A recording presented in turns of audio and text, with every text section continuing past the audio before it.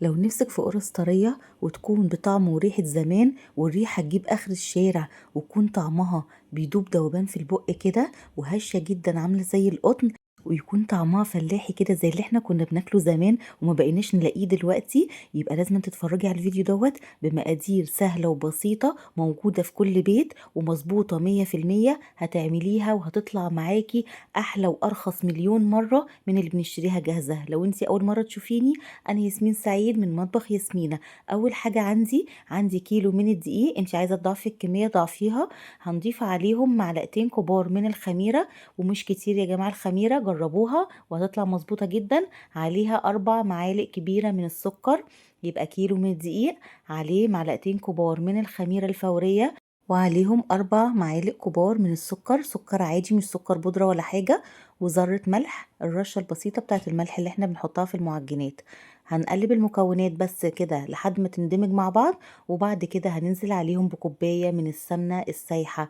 هنضرب السمنة كده مع الدقيق لحد ما الدقيق كله يتغلف بالسمنة. لو ما عندكيش عجان تقدري تستخدميه بايدك، بس هتبسي الدقيق كويس جدا بالسمنة لحد ما يتغلف كل الدقيق اللي موجود عندك بالسمنة اللي احنا حطيناها. هننزل بعد كده ب2.5 كوباية من اللبن الرايب، واللبن الرايب يا جماعة بيخلي المعجنات طرية بطريقة مش طبيعية، بتبقى زي القطن بالظبط زي اللي انت شفتيها في اول الفيديو.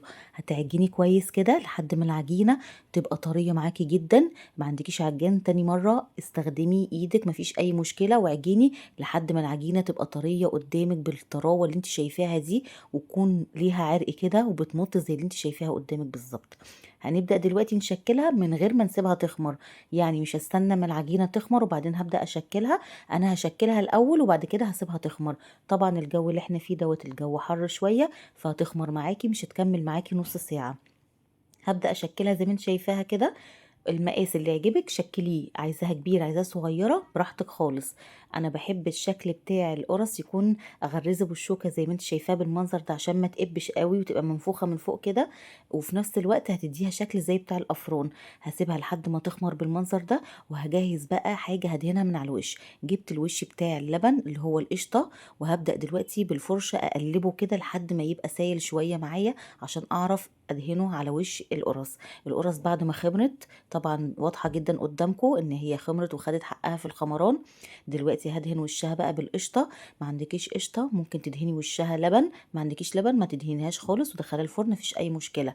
طب التسوية بتاعتها بقى، التسوية هندخلها الفرن على رف اوسط، هقيد النار من تحت بس، وبعد كده اول ما الاقيها احمرت من تحت هطفي النار، وبعد كده ايد عليها الشوايه لحد ما تتحمر، بس طبعا تبقي واقفه قدامها لان بتتحمر بسرعه من على الوش. اول ما القرص خرجت من الفرن ببدأ ان انا اجيب شوية مية ارشهم بايدي على وش القرص كده، علشان دي تكة المحلات والافران بيعملوا كده يا جماعة. باي بخاخة او بايدك رشي القرص كده من على الوش رشة بسيطة مش تغرقيها، وبعد كده ابدأي انك انتي غطيها دقيقتين بس، وهتلاقيها بقت طراوة الدنيا كلها فيها. هتبقى خطيرة معاكي والوش مش هيبقى ناشف ولا اي حاجة، وهتطلع معاكي بالجمال اللي قدامك قرص يا جماعة. القرصة دي بجد بالحجم تعالي اشتريها من بره شوفي تمنها كام عشان تطلعي الكمية اللي قدامك دي كلها.